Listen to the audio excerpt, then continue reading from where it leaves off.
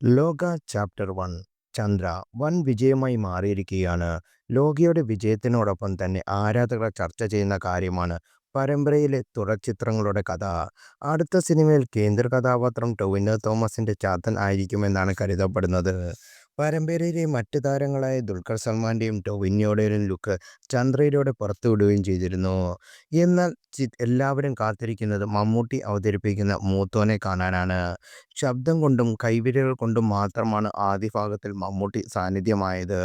എന്നാൽ മൂത്തോനായി വരും ഭാഗങ്ങളിൽ അഭിനയിക്കാൻ മമ്മൂട്ടി കൺവിൻസിംഗ് ചെയ്യിപ്പിക്കുക എളുപ്പമല്ലെന്നാണ് ദുൽഖർ പറയുന്നത്.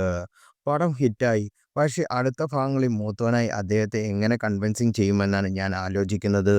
അതിന് തക്ക കഥയുമായി ചെന്നാൽ മാത്രമേ സമ്മതിക്കുള്ളൂ.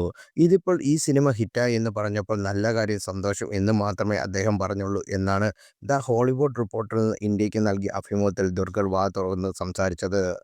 ഇനി വരാൻ പോകുന്ന സിനിമയിലേക്ക് അദ്ദേഹത്തിനെ കൺവിൻസിംഗ് ചെയ്യുക എന്നത് വലിയൊരു ടാസ്ക്കാണ്. അദ്ദേഹത്തെ ചുമ്മാ കൊണ്ടുവന്ന് നിർത്തുക എന്നതിനോട് എനിക്ക് ഒട്ടും യോജിക്കാനാവില്ല. ഞങ്ങൾക്ക് അദ്ദേഹത്തിൻ്റെ അടുത്തേക്ക് കടന്നു ചെല്ലാനാകും. പക്ഷേ അതിൻ്റെ പേരിൽ നമ്മൾ പറയുന്നത് ചെയ്യുമോ എന്ന് ചോദിക്കാൻ സാധിക്കില്ല എന്ന് ദുൽഖർ പറയുന്നു.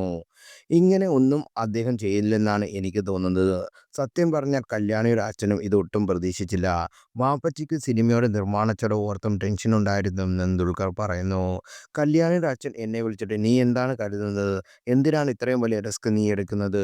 നീ എടുത്തത് ഒരു ചെറിയ സിനിമയല്ല, ഒരു വലിയ സിനിമയാണ്" എന്ന് പറയുകയും ചെയ്തു.